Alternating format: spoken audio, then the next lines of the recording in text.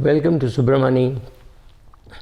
How should you go about choosing an advisor, and who is an advisor, and why don't I recommend too many advisors?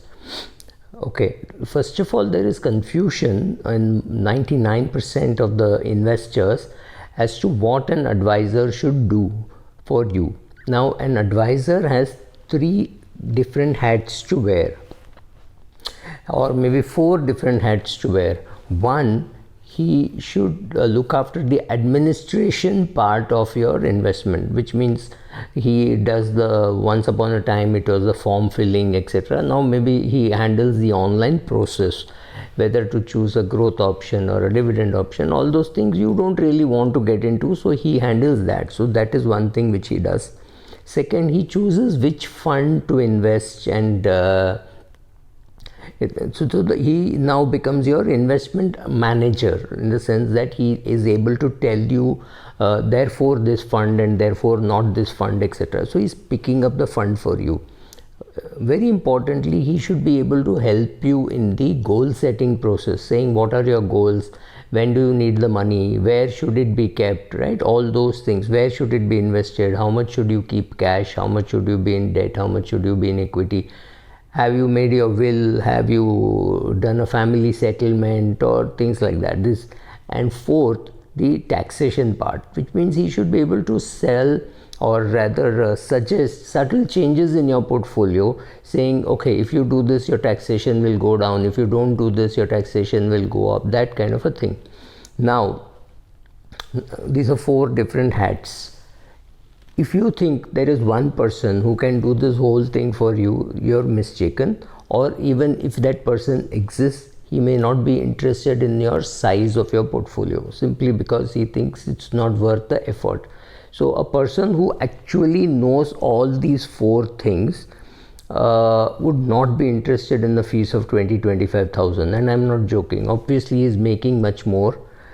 He's capable of handling his own money, and so there is absolutely no need for him to add you as a client unless you are a big client. Then he is interested in using his resources for doing some of the things, and some of the things doing it himself. So that's a fact. So which means fees has to be paid. Now, can you get somebody who will just do the administration part? The answer is yes.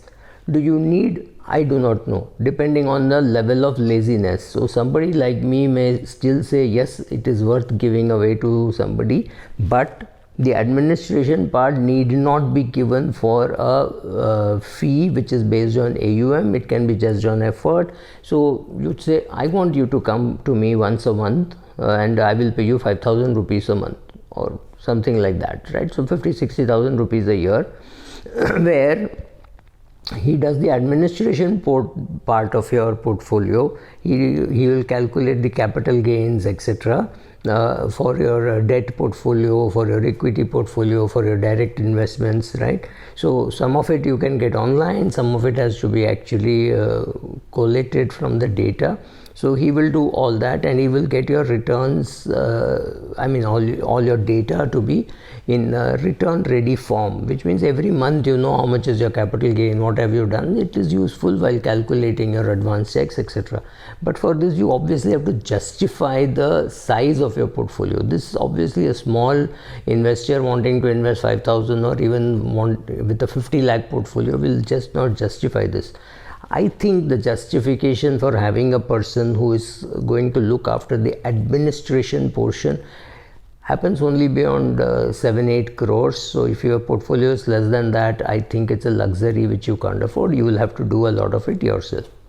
Picking up funds is again something which many IFAs or MFDs or RIAs think it is their forte and they should do it. And they don't do a good job, and they can't do a good job. They require a lot of inputs. So you need inputs from good organizations with research capabilities which tell you, you should choose these funds, you should choose these shares. I'm not getting into which company will do this for you, but I'm saying that need has to be felt. That almost everybody needs. Or you can say, I will take a view that I will put in these 2-3 funds and I don't care a damn for the rest of my life. Let my money remain there. These are two important functions which he does. The third is being able to help you with your financial plan. Not every MFD or not every RIA is really capable of doing this, because they have to ask some blunt questions, right? That's difficult. There are some difficult questions which IFAs or MFDs or even RIAs will not ask. They will not ask you to justify taking any plan of action. So this is a very tough job, and the guts required to do this means only expensive guys will ask you the right questions. The others will have a cookie cutter thing saying what is your age, blah blah blah, so therefore this is your risk profile, you are aggressive, you are not aggressive. That's nice, that's great, but that's just not sufficient, That brings us to the fourth category, fourth person who is able to advise you on income tax. Why is this not the work of a chartered accountant? Because the chartered accountant will say, okay, here are the details which you have given me. Your salary is so much, your profits are so much, your capital gain is so much, and etc. And therefore, I am filing your return. He is more a return filer than a taxation advisor, simply because he may not understand all the options which are available while investing. He is not updated himself on that portion. He is very good in audit, he is very good in taxation, he is good in all that, but it does not mean he is good in investments. He is not updated himself on investment. So typically, if you ask a chartered accountant who is say 60 years of age, he'll say, sir, PPF mein dalo na, ye sab kyun chahiye? Because mutual funds did not exist when he was a student, when he was 22, that is 38 years ago. And he's updated very well on audit, he's updated very well on taxation, maybe on GST and all those things, but he's not updated himself on investment. For example, I have formed perhaps upwards of 1,000 companies, right? But today I have no clue how to form a company. I've just not done anything for the last 20-25 years. I have not filed anybody else's income tax return. I have no clue which form to use, how to file it online. For me, it's an outsourced activity. But I know broadly what you do in tax planning. That once you learn doesn't go away. But procedurally, I don't know. Procedurally, I don't want to fill up a mutual fund form. It's too small. I cannot write check number and all that. It's too small. So I will not do it. I'd rather do it online, or I get somebody else to do it. So please understand, these are various roles. To expect one person to do all this is impossible. And a guy who is happy doing your administration, believe me, he may not understand the tax planning which I am talking about. And a guy who knows the tax planning will not do your administrative work, because for him that can be outsourced to somebody much lower, somebody who is a 20,000 rupee per month resource and not a 2 lakh rupee per month resource, right? So why would he do it? He'd rather do something else. He'd rather play games with his children at home, right?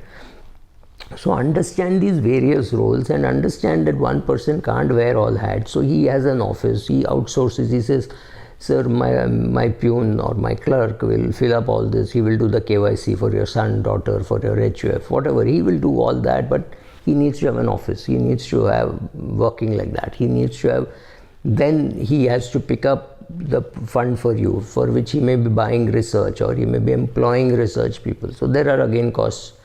If he knows income tax for whatever it is worth, for income tax, the clubbing provisions, the non-clubbing provisions, all those things, then that comes into play, because he knows the investment portion and he has learned the tax portion. Either it has to be a chartered accountant who has learned investments, or an investment advisor who has learned taxation, right? So this combination of advisors is what you need, especially for portfolios of say 5 crores and above. And this is what will work. To think one person will do everything is wrong. So if you do not know what to expect from your financial advisor or your financial planner or MFD or RIA, whatever you want to call him, you will obviously go wrong with the person whom you choose, right? Thank you.